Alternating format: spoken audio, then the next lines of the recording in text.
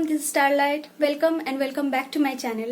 তো কেমন আছেন সবাই? আশা করি সকলে খুব ভালো আছেন। আমিও খুব ভালো আছি। আজকের ব্লগ হচ্ছে এগেন ট্যুর ব্লগ, যেটা হচ্ছে আমাদের কলেজ থেকে ট্যুর করানো হচ্ছে। তো এখান থেকে প্রথমে আমরা আমাদের কলেজে যাব, যেখানে সবাই একসঙ্গে হয়ে কলেজ থেকে আমরা একসঙ্গে রওনা হব। তো এখন আমরা কলেজে পৌঁছে গেছি, আর আমরা হচ্ছে এবার এখান থেকে বাসে করে নিউ জলপাইগুড়ি যাব। আর আমার সঙ্গে আছে আমার বোনেরা জান্নাত, পুষ্পা। হ্যালো। তো আমরা যেখানে যাচ্ছি সেটা হচ্ছে দার্জিলিং। অ্যাকচুয়ালি কলেজ থেকে দুটি বাস করা হয়েছে, আমরা এই বাসটিতে যাব। ফাইনালি আমরা যে যার নিজের নিজের সিটে বসে পড়েছি। টোটাল 60 স্টুডেন্টস আছে এই বাসটিতে। আর এটি হলো আমাদের বাড়তি পাওনা, এত সুন্দর দৃশ্য দেখার সুযোগ খুব কমই আসে। সারাটা রাস্তা নাচ গান এনজয় করার পর আমরা রাত্রেবেলা একটি রেস্টুরেন্টে দাঁড়িয়েছিলাম ডিনার করার জন্য। ডিনারে ছিল রুটি, একটি সবজি আর একটু আচার।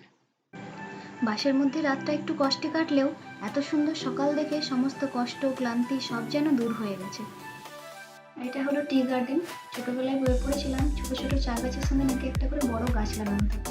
আজ সেটি নিজের চোখে দেখলাম, ভীষণ ভালো লাগছে। যাই হোক, এখন আমরা পৌঁছে গেছি নিউ জলপাইগুড়িতে। এখান থেকে আমাদের গাড়িতে যাওয়ার ব্যবস্থা করা হয়েছে। টোটাল 12টি গাড়ি করা হয়েছে। Let's start the day with a new hope. आ जाओ। हाय बोलो, हाय हाय। এখানে প্রথমে আমরা একটু ফ্রেশ হয়ে নিয়েছি, তারপরে আমরা আমাদের ব্রেকফাস্ট করেছি। ব্রেকফাস্টে ছিল আলুর পরোটা, কাবলি ছোলার তরকারি আর আচার।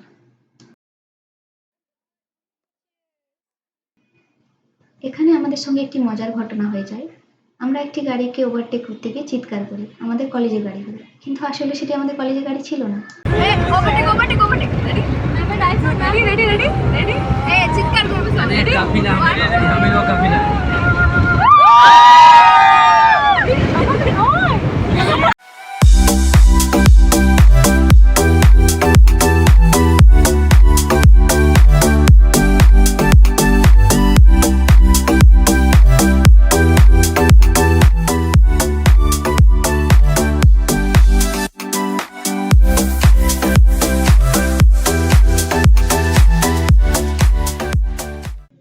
ওই যে দূরে ওই শহরটি, সেটি হলো কার্সিয়ং।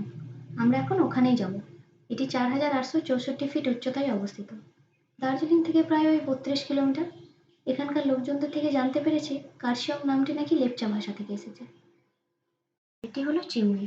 এখানে সমস্ত সাইট সিনগুলি ভিজিট করে আমরা যাব সিতং, যেখানে একটি হোমস্টেতে আমাদের থাকার ব্যবস্থা করা হয়েছে। সেখানে রাতটুকু থেকে আমরা সকালবেলা নেক্সট লোকেশনের জন্য বেরিয়ে পড়ব।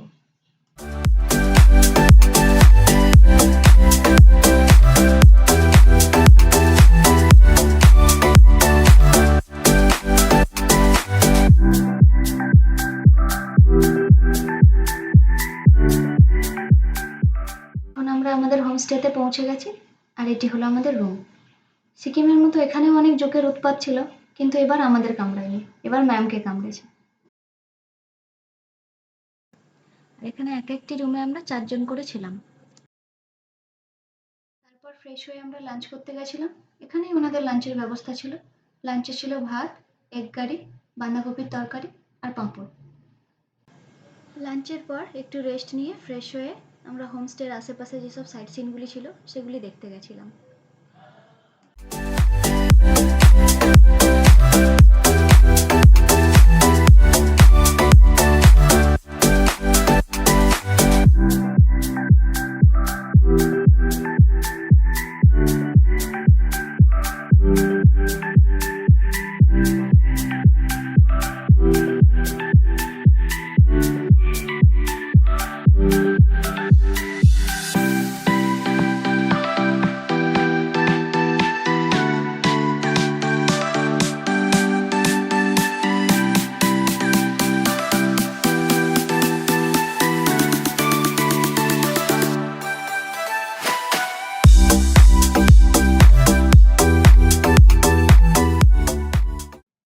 তারপর এই পাহাড়ের মধ্যে অনেক কষ্টে মোমোর সন্ধান পাওয়ার পর আমরা সবাই মিলে মোমো খেতে গেছিলাম।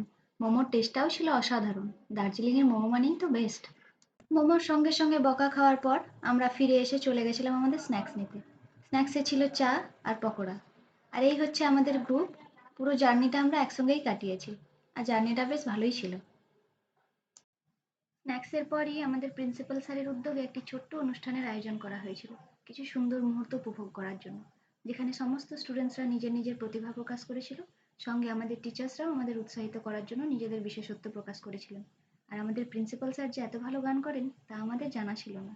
ऐसा कोई साथी हो, ऐसा कोई प्रेमी हो, रास्ते की बुझा जाए मेरे अंबर पर चांद जलाए, यार बरसाए, हमको तरसाए, ला ला ला ला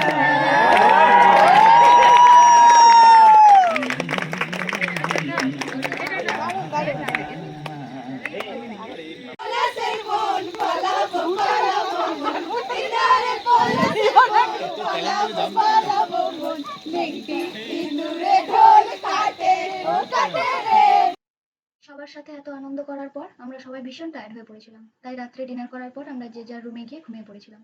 তাহলে আজকের ব্লগটি এখানেই শেষ করছি, দেখা হচ্ছে পরের একটি ব্লগে। ব্লগটি ভালো লাগলে do like, share and subscribe. By.